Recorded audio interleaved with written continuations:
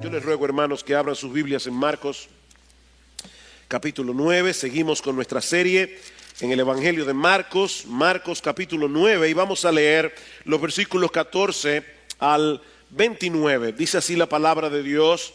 Cuando volvieron a los discípulos, hablando de Jesús y Pedro, Juan y Santiago, que bajaron del monte de la transfiguración, vieron una gran multitud que les rodeaba y a unos escribas que discutían con ellos. Enseguida, cuando toda la multitud vio a Jesús, quedó sorprendida y corriendo hacia él le saludaban. Y él les preguntó: ¿qué discutís con ellos?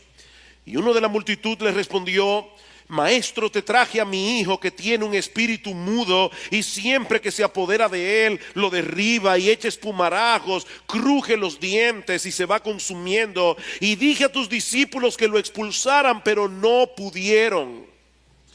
Respondiéndole Jesús dijo: oh generación incrédula, ¿hasta cuándo estaré con vosotros? ¿Hasta cuándo os tendré que soportar? Traédmelo. Y se lo trajeron. Y cuando el espíritu vio a Jesús, al instante sacudió con violencia al muchacho, y éste, cayendo a tierra, se revolcaba echando espumarajos. Jesús preguntó al padre: ¿cuánto tiempo hace que le sucede esto? Y él respondió: desde su niñez. Y muchas veces lo ha echado en el fuego y también en el agua para destruirlo. Pero si tú puedes hacer algo, ten misericordia de nosotros y ayúdanos. Jesús le dijo: ¿cómo si tú puedes? Todas las cosas son posibles para el que cree. Al instante el padre del muchacho gritó y dijo: creo, ayúdame en mi incredulidad. Cuando Jesús vio que se agolpaba una multitud, reprendió al espíritu inmundo diciéndole: espíritu mudo y sordo, yo te ordeno, sal de él y no vuelvas a entrar en él. Y después de gritar y de sacudirlo con terribles convulsiones, salió y el muchacho quedó como muerto, tanto que la mayoría de ellos decían: está muerto. Pero Jesús, tomándole de la mano, lo levantó y él se puso en pie. Cuando entró Jesús en la casa, sus discípulos le preguntaban en privado: ¿por qué nosotros no pudimos echarlo fuera? Y él les dijo: esta clase con nada puede salir sino con oración. Uno de los grandes artistas del Renacimiento italiano fue el pintor y arquitecto Rafael.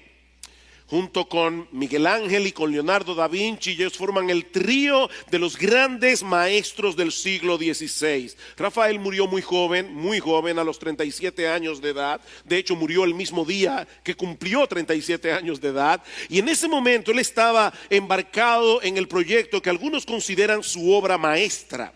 Es una obra al óleo de 405 centímetros de largo por 278 centímetros de ancho, titulada La Transfiguración. Para los que puedan buscarlo en internet, es un cuadro impresionante. Y allí podemos observar dos escenas, una debajo de la otra. En la parte superior, Rafael pintó al Señor Jesucristo en el monte de la transfiguración, flotando entre nubes iluminadas, teniendo a su lado a Moisés y a Elías, y a Pedro, Juan y Santiago debajo de sus pies. En la parte inferior del cuadro nosotros vemos al resto de los apóstoles tratando en vano de sanar a un muchacho endemoniado, mientras algunas personas de la multitud observan su frustración. Y honestamente no deja de sorprenderme cómo Rafael pudo captar en esta pintura una de las grandes lecciones que nosotros aprendemos en esta sección del Evangelio de Marcos que comenzamos a estudiar 2 semanas atrás. La gloria y el poder de Cristo por un lado en el monte de la transfiguración, la impotencia de los discípulos por el otro. Este es un contraste que los creyentes debemos traer a nuestras mentes una y otra vez.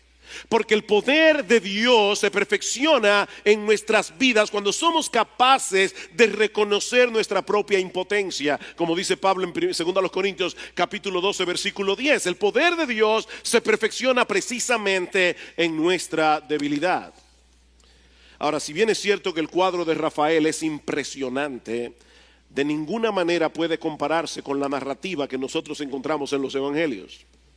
Mis hermanos, es imposible captar en una obra de arte todo el contenido de las historias bíblicas escritas bajo la inspiración del Espíritu Santo. En este caso no puede aplicarse el famoso dicho de que una imagen habla más que 1000 palabras. No, la palabra de Dios es perfecta, la palabra de Dios es inerrante, la palabra de Dios es infalible, la palabra de Dios es viva y eficaz. La obra de arte no lo es.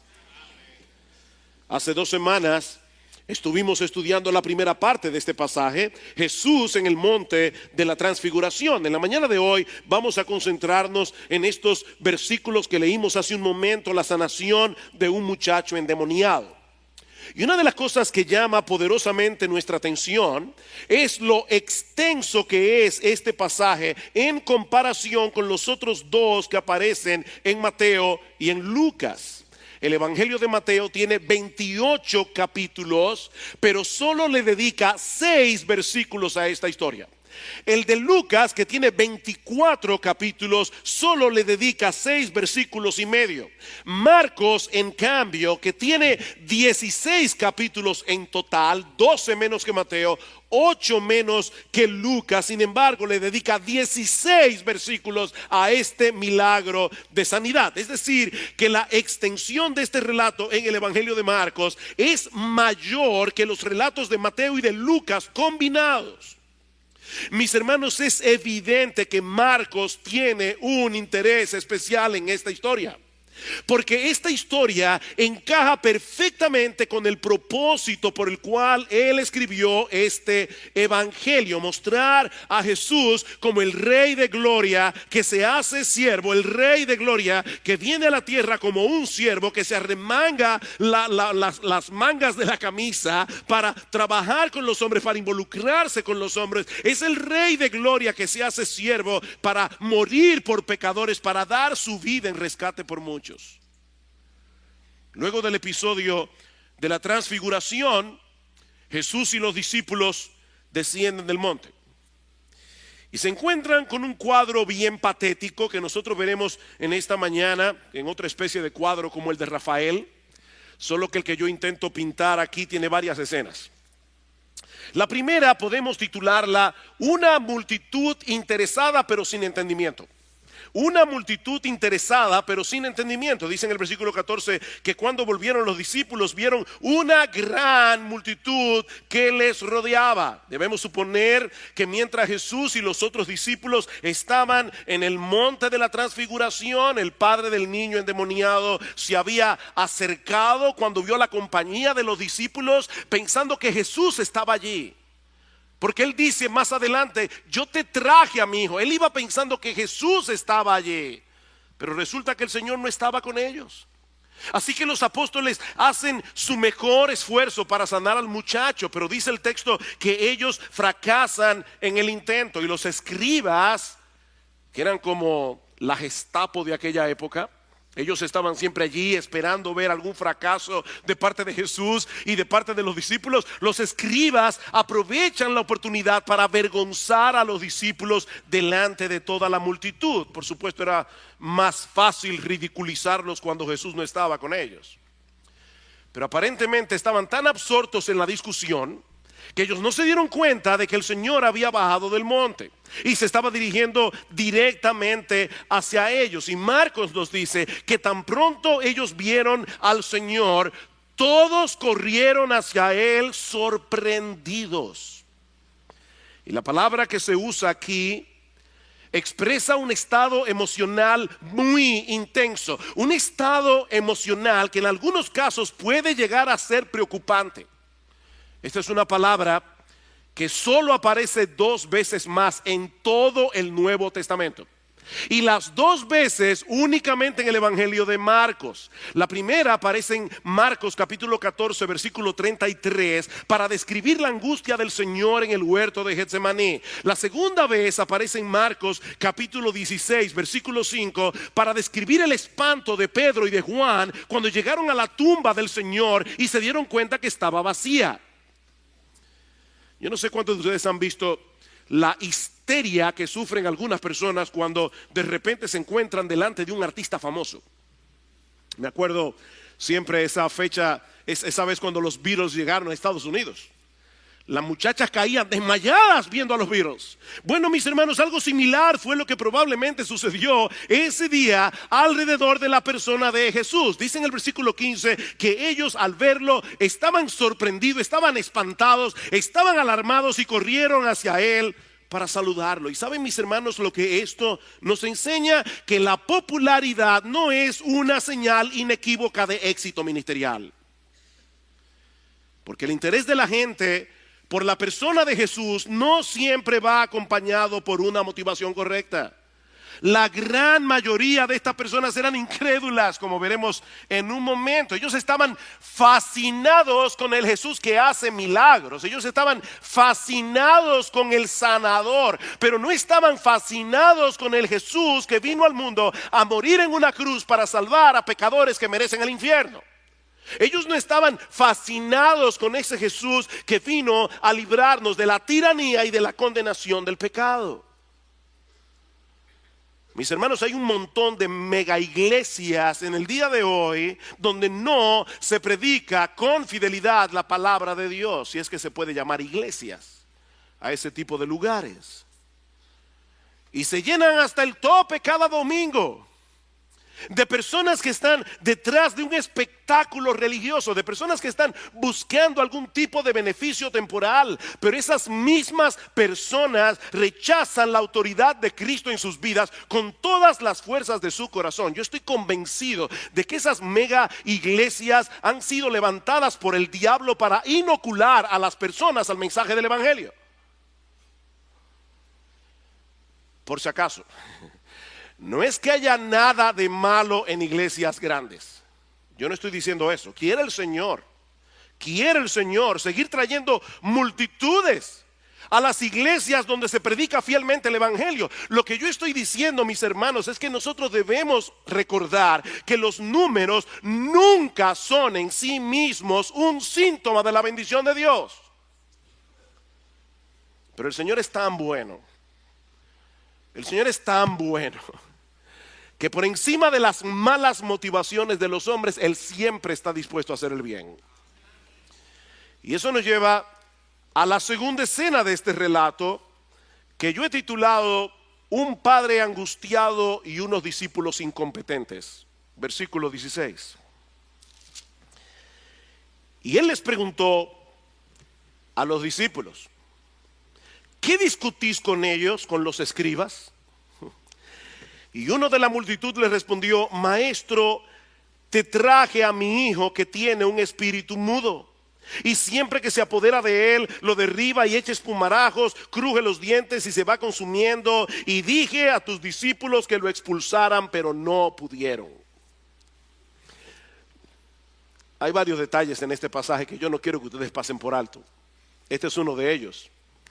La pregunta de Jesús fue dirigida a los discípulos, pero ellos no respondieron absolutamente nada. Y yo imagino que probablemente la vergüenza de haber fracasado les había cerrado la boca. Pero entonces sale este hombre de la multitud y le explica a Jesús qué es lo que ha sucedido. Su hijo estaba poseído por un demonio, y sus discípulos no habían podido hacer absolutamente nada al respecto. Y yo estoy consciente de que hoy en día hay mucha gente sofisticada que no cree en posesiones demoníacas. Pero hermano, yo quiero que ustedes noten que aquí no dice que el muchacho estaba sufriendo de alguna enfermedad natural y que esta gente supersticiosa se le estaba atribuyendo a un demonio. No, lo que este texto nos enseña es que el muchacho realmente estaba endemoniado. Él estaba endemoniado. Y yo sospecho que la razón por la que mucha gente no cree en este tipo de historias que aparecen en los evangelios es simplemente por el hecho de que se encuentra en la Biblia, y no porque ellos sean más objetivos y civilizados en el manejo de la verdad. La televisión está llena de programas que presentan relatos de casos paranormales, y muchos de ellos están en el rating número 1 de audiencia, en canales aún como Discovery. a la casa de fantasmas. Ese es un programa de Discovery. Cuando los fantasmas atacan, encuentros con extraterrestres, historias de ultratumba, portales hacia la muerte. Las mismas personas que rechazan los relatos de la Biblia son capaces de creer este tipo de cosas. Por eso se ha dicho con mucha razón que el problema de los incrédulos no es que sean incapaces de creer la verdad, es que son capaces de creer cualquier cosa menos la verdad. Ellos son capaces de creer cualquier cosa. Pero mis hermanos, nosotros tenemos todas las razones del mundo para confiar plenamente en el relato bíblico, porque esta es la palabra de Dios. Es la palabra de Dios, infalible, inerrante, inspirada por el Espíritu Santo. Y este pasaje no solo nos dice que este muchacho estaba endemoniado, sino que al mismo tiempo, en una forma muy vívida, con muchos detalles, Marcos quiere presentarnos aquí la verdadera cara de la maldad. El demonio había hecho miserable la vida de este muchacho y la vida de sus padres. Él no podía hablar, él no podía huir, él tenía convulsiones. Más adelante el padre le dice a Jesús que muchas veces el demonio arrojaba a este muchacho al agua, lo arrojaba al fuego tratando de destruirlo. Queridos hermanos, esta es la verdadera cara de la maldad. ¿Saben cuál es el problema que tú y yo tenemos en nuestra lucha con el pecado? Que lo malo no nos parece tan malo como es en realidad. Ese es el problema. El pecado nos resulta atractivo. El pecado sigue siendo destructor, porque el diablo nos presenta el departamento de publicidad y nos esconde el veneno, nos esconde el anzuelo. El chisme no parece tan malo, la murmuración no parece tan mala, la pornografía tampoco. ¿Qué problema puede haber en ver a una mujer hermosa que no es tu mujer? ¿Qué problema puede haber en hacer un comentario aquí o allá que los demás no necesitaban conocer? ¿Qué problema puede haber en ir en contra de la autoridad y en ser un poquito más independiente? ¿Qué problema puede haber? Mis hermanos, eso no parece tan destructivo, todo lo contrario. Muchas veces lo malo se ve bien y se siente bien. Lo malo se ve bien y se siente bien. Pero mis hermanos, el pecado no produce nada bueno. El diablo no tiene ninguna intención de bendecirte. Su propósito es destruirte por completo. Su propósito es alejarte de Dios, porque Él es la fuente de todo bien. Escucha con atención, mi amigo, que estás aquí en esta mañana. La maldad siempre produce frutos podridos. Siempre produce frutos podridos, aunque eso no sea tan evidente al principio. Esa es la verdadera cara del pecado. Ahora, yo quisiera tener la capacidad de ayudarlos en esta mañana a ponerse por un momento en el lugar de este papá. Yo quiero que ustedes se trasladen y se pongan en la piel de este hombre. Hermanos, este hombre día tras día veía a su hijo consumirse debido a esta influencia demoníaca. Día tras día, este muchacho tenía que estar lleno de llagas, tenía que estar lleno de heridas, lleno de golpes. Este hombre no tenía la menor esperanza de ver a su hijo crecer como un ser humano normal. Él no tenía la esperanza de verlo casarse, él no tenía la esperanza de verlo tener hijos. Tal vez este hombre por las noches se preguntaba qué sería de este muchacho cuando su mamá y él no estuvieran allí. Este hombre estaba desesperado. Desesperado. Dice en el Evangelio de Mateo que él llegó delante de Jesús y se postró delante de él suplicándole: por favor, Señor, ayúdame.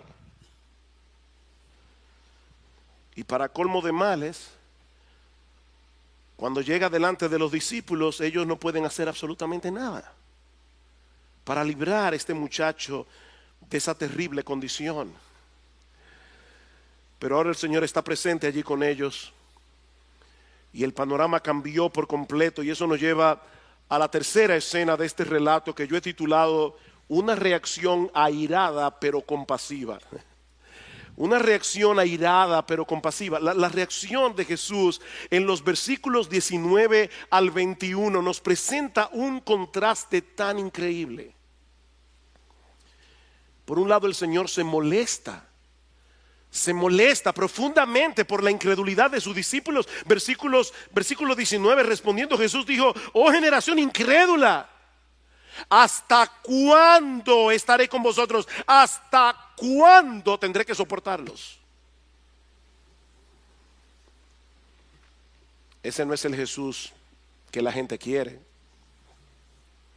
pero ese es el Jesús de la Biblia. Mis hermanos, Jesús está revelando aquí el profundo sentimiento de decepción que él siente hacia sus discípulos por su falta de fe. Y esto es algo que debe ponernos a pensar. Sí, el Señor es increíblemente paciente con nuestras debilidades, pero estamos meditando al estudiar este pasaje, hermanos, no pensemos ni por un momento que Él reacciona con indiferencia ante nuestra incredulidad. Mis hermanos, la Biblia dice claramente en Hebreos capítulo 11, versículo 6, que sin fe es imposible agradar a Dios. Es imposible agradar a Dios. Y eso no se aplica únicamente a los incrédulos, eso se aplica también a los cristianos. Nuestra falta de fe es un insulto a Dios. Nuestra falta de fe es ofensiva a Dios porque pone en duda su carácter, pone en dudas la veracidad de sus promesas. Cristo se sintió exasperado por esta nueva manifestación de incredulidad de parte de sus discípulos. Sí, Él sabía que ellos iban a madurar. Él sabía que todos ellos iban a estar dispuestos a poner sus vidas en riesgo por la expansión del Evangelio. Pero en este momento, en esta historia, su incredulidad le desagradó profundamente. ¿Saben lo que eso significa, mis amados hermanos? Que nunca debemos reconciliarnos con nuestra falta de fe. Nunca debemos reconciliarnos con nuestra falta de fe. Mi hermano, por favor, mi hermana, por favor, deja de excusar tu falta de fe diciéndote a ti mismo y a ti misma para calmar tu conciencia. Después de todo, yo soy humano. Después de todo, yo no soy más que un hombre débil. Porque aunque todo eso es verdad, Dios nos ha dado en su palabra los recursos que nosotros necesitamos para pelear eficazmente contra las dudas que se levantan en el corazón.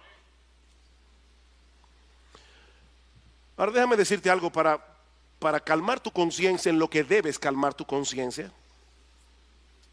El problema no es que tú tengas dudas. De hecho, la mayoría de las veces que nosotros estamos en medio de un problema, la mayoría de las veces que nosotros estamos en medio de una aflicción, lo primero que se dispara no suele ser la fe, lo primero que se dispara suele ser la duda. Ese es un problema que todos llevamos en el corazón. Nunca podremos librarnos de las dudas de este lado del cielo. Nunca podremos hacer eso. El punto es que nosotros debemos mantenernos en pie de guerra luchando contra las dudas. Es que tenemos que llevar de vuelta nuestras almas a confiar plenamente en las promesas de Dios. Esa es la esencia de la fe. Es confiar en todo lo que Dios nos ha prometido en Cristo. Y yo tengo que volver y traer a mi alma una y otra vez, porque vivo luchando con la incredulidad. Yo no sé cuántas veces me he descubierto a mí mismo orando al Señor y pidiéndole por algo que carga mi corazón, y en el fondo dándome cuenta que no creo que Dios es capaz de hacerlo. Y he tenido que decirle ahí mismo: Señor, perdona mi incredulidad. Mis hermanos, debemos rogar al Señor constantemente que nos libre de la incredulidad. Debemos rogar al Señor que fortalezca de tal manera nuestra fe que nos libre de ofenderle dudando de Él. Así que este pasaje nos revela el desagrado de Cristo por la incredulidad de sus discípulos, pero también al mismo tiempo nos revela la compasión de Jesús hacia el padre del muchacho. Vean el versículo 20. Esto me encanta. Dice: tráiganme al muchacho. Y se lo trajeron. Y cuando el espíritu vio a Jesús, al instante sacudió con violencia al muchacho, y este, cayendo a tierra, se revolcaba echando espumarajos. Aparentemente era el último intento del diablo para destruirlo. Jesús preguntó al padre: ¿cuánto tiempo hace que le sucede esto? Y él respondió: desde su niñez. Ahora, ¿ustedes creen que Jesús desconocía la historia del muchacho? Por supuesto que no. ¿Por qué pregunta entonces? Bueno, yo creo que la intención del Señor aquí es hacerle ver a este padre: yo estoy interesado en ti. Es hacerle ver a este padre: tú no eres un expediente más en la lista de personas que están buscando mi ayuda. Ustedes no son una cara anónima en medio de la multitud. Son personas creadas a imagen de Dios, que están atravesando por una situación angustiosa. Jesús quiere hacerle ver a este padre que a él le importa. Me encanta eso. Cuéntame tu historia. Cuéntame tu historia. Eso es básicamente lo que el Señor le está diciendo a este padre. Que ustedes recuerdan cuando los discípulos estaban en la barca en medio del mar en tempestad. Dice en Marcos capítulo 6 versículo 48 que Jesús estaba en la montaña orando por sus discípulos, y al mismo tiempo dice que Jesús los vio remando con fatiga. Él no estaba viendo una barca a punto de hundirse. Él estaba viendo el rostro fatigado de los discípulos. Él estaba pendiente a los discípulos. Ellos creían estar abandonados en medio del mar. Eso es parte de la aflicción. Eso es parte de la prueba. Sentirse completamente solo, sentirse incomprendido. Nadie me entiende. Pero no, Jesús te entiende. Jesús tenía sus ojos puestos sobre sus discípulos.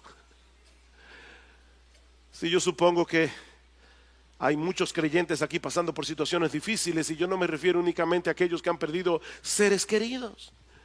En el mundo tendréis aflicción. Como las chispas se levantan para volar hacia el aire, así el hombre nace para la aflicción. Y mi hermano, si ese es tu caso, recuerda, tú no eres un rostro anónimo en medio de la multitud. Jesucristo te compró con su sangre. Jesucristo ahora vela por ti como la niña de sus ojos.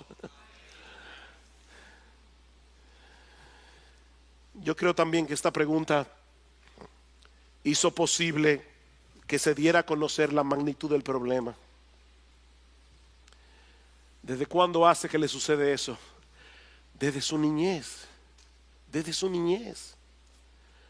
Hermanos, este muchacho llevaba años en medio de esa condición tan miserable. Y ahora por primera vez este padre ve una luz al final del túnel, porque Jesús está allí. Pero él tiene una lucha a muerte en el corazón. Y eso nos lleva a la cuarta escena, que yo he titulado Una fe real pero débil. Una fe real pero débil. Vean la segunda parte del versículo 22. Él le dice: pero si tú puedes hacer algo. Si tú puedes hacer algo, ten misericordia de nosotros y ayúdanos. Y Jesús le dijo: ¿cómo si tú puedes? ¿Cómo si tú puedes? ¿Estás bromeando? Todas las cosas son posibles para el que cree. La duda del padre no era si Jesús tenía la disposición de sanar a su hijo. No, la duda era si él podía hacerlo. Si realmente tienes la capacidad de hacer algo, es lo que este padre está diciendo. Por favor, yo te ruego que tengas compasión de nosotros. Y Jesús le responde que si tengo la capacidad de sanar a tu hijo, el problema no está en mi capacidad de sanarlo, el problema está en tu capacidad de creerlo. Todas las cosas son posibles para el que cree. Y por supuesto, hermano, de más está decir que esto no es un cheque en blanco para que nosotros pidamos a Dios todo lo que se nos antoje. ¿Qué dijimos que es la fe? La fe es la firme convicción de que Dios ha de cumplir todo lo que Él ha prometido. No todo lo que a mí se me antoje, todo lo que Él ha prometido. Y una de las cosas que Él ha prometido es hacernos bien y no mal todos los días de nuestra vida, aunque eso implique muchas veces decirnos que no. ¿Ven el punto? El punto es que la fe es como la llave que abre el cofre de los tesoros de Dios para sus hijos. Somos nosotros los que ponemos un límite a lo que Dios puede hacer en nosotros y a través de nosotros. Ahora, ¿qué es lo que el Señor está tratando de hacer aquí? Yo creo que Él está tratando de hacer dos cosas. La primera es retar la fe de este padre para llevarla a otro nivel. Él está retando la fe del Padre. Yo creo que Dios muchas veces nos coloca en situaciones donde Él reta nuestra fe. Por el otro lado, yo creo que Él está tratando de darle una lección a los discípulos, pero eso lo veremos en un momento. Él le dice a este padre, ¿cómo que si yo puedo? La pregunta es si tú crees. Y este hombre al instante, eso es lo que hace un papá, al instante, el padre del muchacho gritó, creo, ayúdame en mi incredulidad. Wow, qué honestidad. Este hombre realmente creía en Jesús. Él creía en Jesús, pero era una fe muy débil. Era una fe pequeña. Este hombre necesitaba crecer en su fe. Y para poder hacerlo, él hizo exactamente lo que él tenía que hacer, pedírselo a Jesús. Él hizo lo que él tenía que hacer, pedírselo a Jesús. Mis hermanos, dice en Hebreos capítulo 12, versículo 2, que Jesús, nuestro Señor y Salvador, Él es el autor, Él es el perfeccionador de nuestra fe. Este padre hizo exactamente lo que él debía hacer, reconocer delante del Señor que él estaba lleno de dudas y pedirle a Él la gracia que él necesitaba para poder seguir creciendo en fe. Y mis hermanos, hay una gran lección aquí para todos nosotros. Decía Juan Calvino que en todos los hombres la fe siempre está mezclada con incredulidad. Nadie llegará a tener tanta fe de este lado del cielo que deje de luchar con la incredulidad. Eso nunca va a pasar, no de este lado del cielo. Esa es una batalla que nosotros tenemos que pelear cada día, pero es una batalla que de ninguna manera podemos pelearla en nuestras propias fuerzas. Tú no puedes crear fe en ti por el simple hecho de decirte que debes tener fe. Este hombre no quiso aparentar tener lo que él no tenía. Con toda transparencia, con toda humildad le dice al Señor, yo creo en ti, pero yo sé que no creo lo suficiente. Señor, en este momento yo tengo una guerra a muerte en mi corazón con las dudas. Yo tengo una guerra a muerte en mi corazón con la incredulidad. Pero yo sé que aún en eso tú puedes ayudarme. No solo en sanar a mi hijo. Yo creo que tú puedes, Señor, y te lo ruego, ayudarme en mi incredulidad. ¿Y saben lo que hizo el Señor? Déjenme decirle primero lo que él no hizo.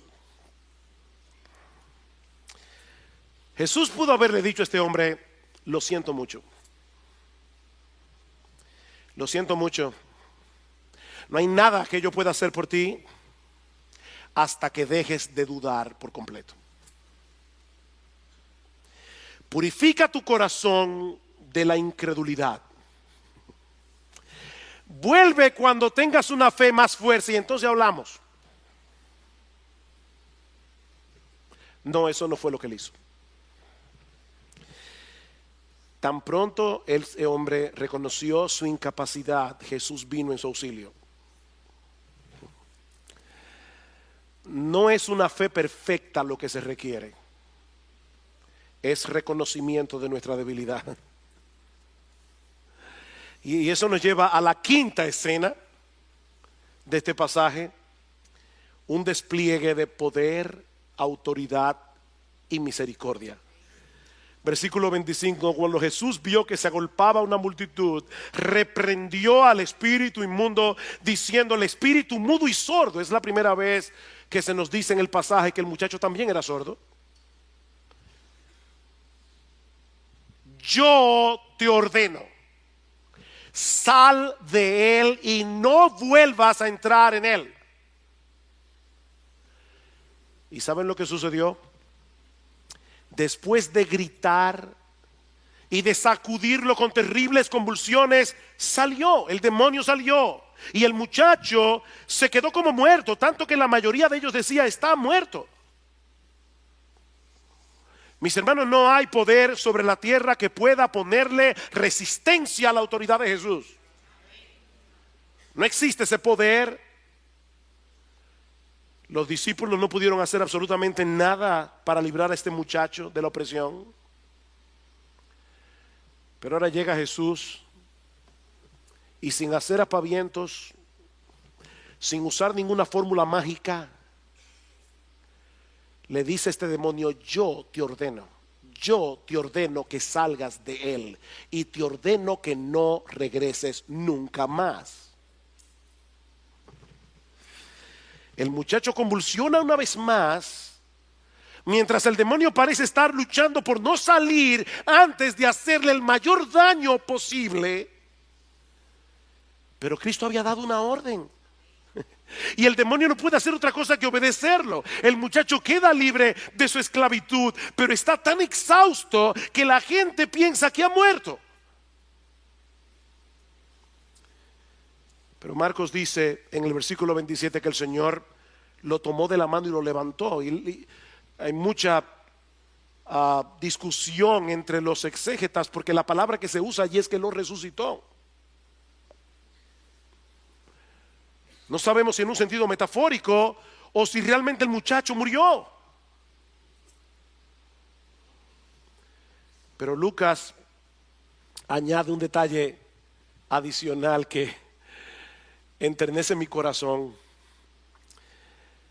Dice en Lucas 9:42 que Jesús sanó al muchacho y se lo devolvió a su padre.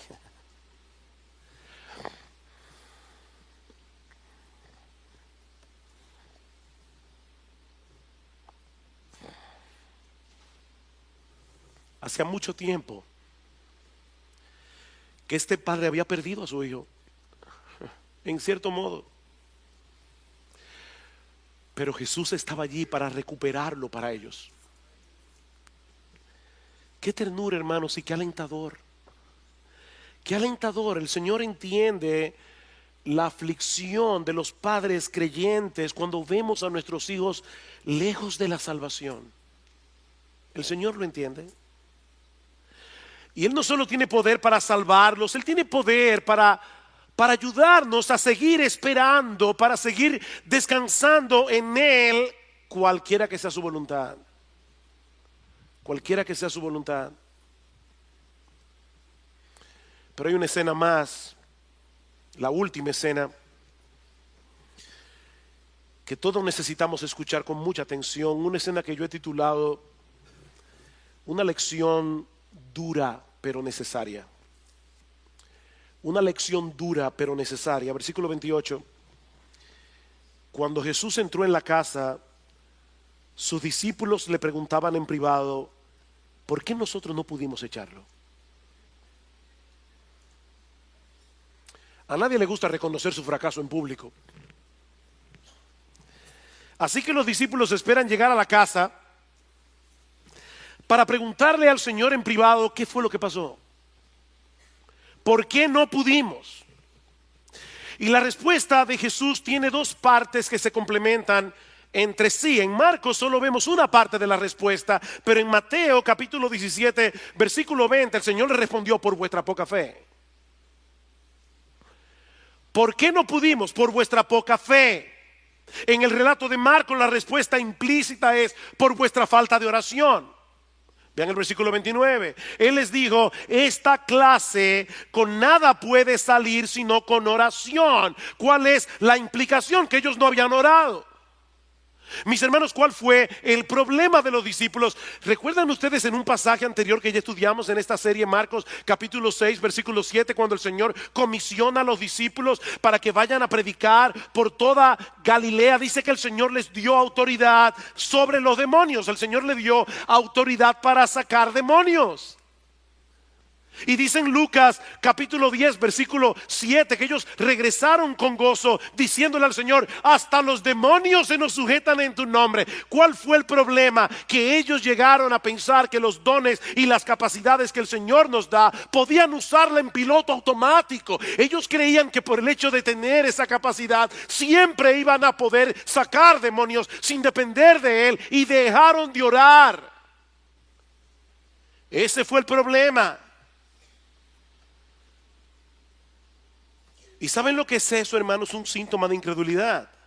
Hay una conexión entre la falta de oración y la incredulidad, así como hay una conexión entre creer en las promesas de Dios y clamar a Dios en oración para que cumpla sus promesas. Hay una conexión.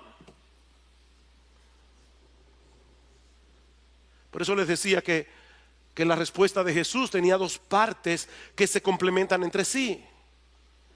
¿Por qué no pudimos nosotros sacar al demonio? Por vuestra falta de fe y por vuestra falta de oración. Esta clase con nada puede salir sino con oración. Y yo no creo honestamente que el Señor se esté refiriendo aquí al hecho de que hay diferentes clases de demonios, porque si fuera eso, entonces ¿hay algunos que salen sin oración? No, yo creo, como muchos buenos comentaristas, que el Señor está señalando aquí a toda la raza de ángeles caídos. Él está diciendo: esta es una batalla espiritual. Esta es una batalla espiritual. Nuestra lucha no es contra sangre y carne, es contra principados, es contra potestades, es contra huestes de maldad en las regiones celestes. Y de ninguna manera nosotros vamos a poder salir airosos de esta contienda a menos que peleemos en oración.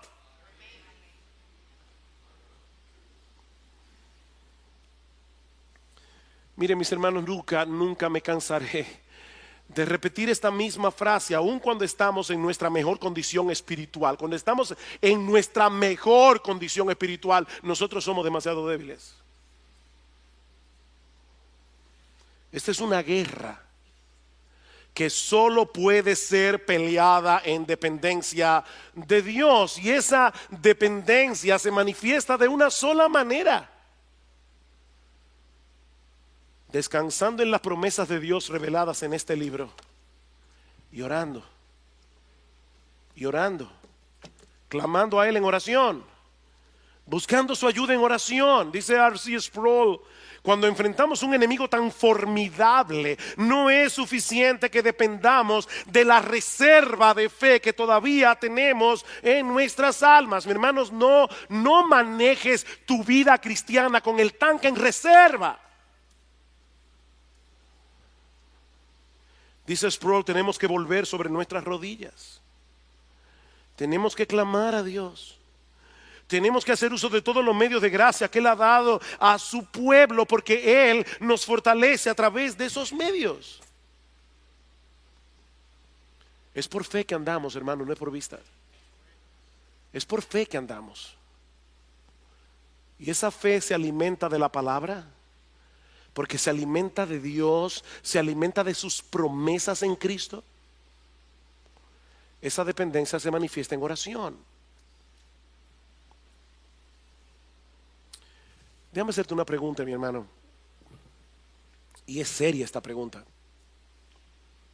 ¿Cómo está tu lectura regular de la Biblia?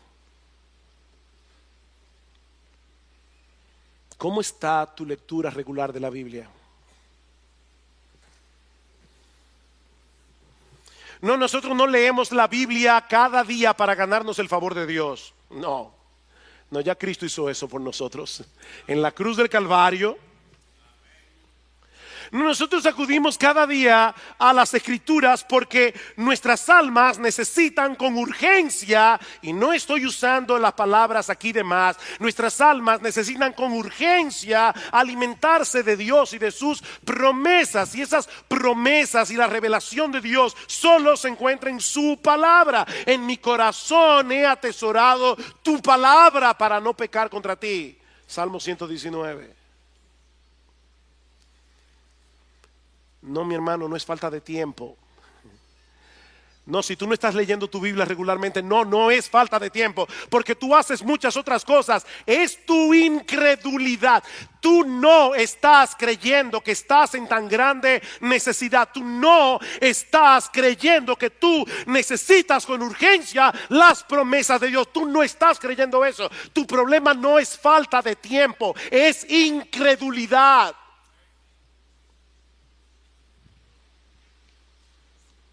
Hermanos, esto es serio. Yo no puedo negarles que tengo una carga como pastor en mi corazón.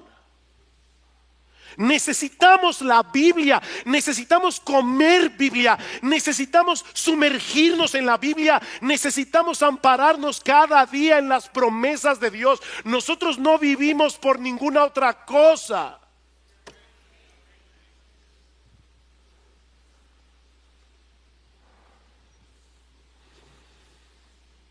Mi hermano, ¿cómo está tu vida privada de oración?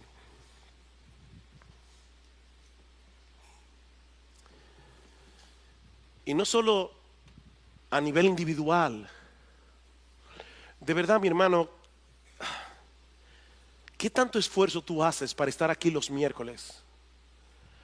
Cuando esta iglesia se reúne para clamar a Dios. Si yo sé lo del tráfico, yo lo sé. Yo vengo aquí todos los días. Yo sé que muchos tienen trabajos difíciles y yo lo entiendo. Pero cada uno debe cuestionarse en su corazón: Señor, es que de verdad yo no estoy viendo la seriedad de esto. Si tú no puedes venir porque no puedes venir, no te preocupes. No puedes venir y Dios lo entiende. Pero mi hermano, mi hermana, yo quiero que tú estés consciente, nosotros estamos en medio de una guerra. Y no hay manera en que Dios pueda bendecir esta iglesia. No hay manera. A menos que nosotros dependamos de Él en oración.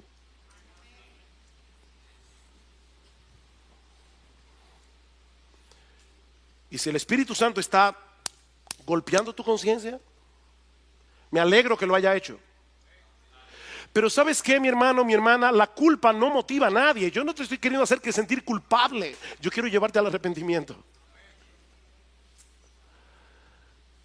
Yo quiero que esta iglesia entienda. Yo quiero que esta iglesia los miércoles se llene de creyentes que están aquí de rodillas rogando misericordia al Dios del cielo para que Dios explote este país con el evangelio. Hermanos, estamos diciendo esto porque nosotros no queremos pastorear una iglesia que funciona con piloto automático. No, Dios no va a bendecir a los predicadores que se paran aquí porque tienen años predicando la palabra. No hay un solo predicador de esta iglesia que tenga la capacidad de resucitar a un muerto. Nosotros somos un saco de gente inútiles que necesitamos de vuestras oraciones. Ustedes no se imaginan el aliento que produce cada vez que uno de ustedes viene a nosotros y nos dice: pastor, estamos orando por ustedes. Wow, gracias. Gracias. Doy gracias al Señor. En esta iglesia hay un ejército de hombres y mujeres que oran. Eso no me cabe la menor duda. Porque si no fuera así, hoy no estaríamos aquí predicando el evangelio. ¿Por qué no pudimos sacarlo? Por vuestra falta de fe y por vuestra falta de oración. Y mi amigo, si tú estás aquí sin Cristo, Tal vez tú estás en una situación muy similar a la de este padre, con el corazón lleno de duda, pero viendo al mismo tiempo tu necesidad de creer. Y mi ruego a ti en esta mañana es que hagas exactamente lo mismo que este padre hizo. Ve a Jesús y pídele que te ayude en tu incredulidad. Ve a Jesús, pídeselo a Él. Dile: Señor, yo tengo un corazón de piedra, yo necesito que tú lo transformes en un corazón de carne. Mira, mi hermano, mi amigo que estás aquí, es mil veces mejor tener una fe débil en un Salvador todopoderoso que tener una fe fuerte en cosas que no pueden salvar. Y Él es un gran Salvador. Él es un gran Salvador. Y Él ha sido exaltado por príncipe y salvador para dar a su pueblo arrepentimiento y perdón de pecados. Pídeselo a Él. Pídeselo a Él. Él es un buen Salvador.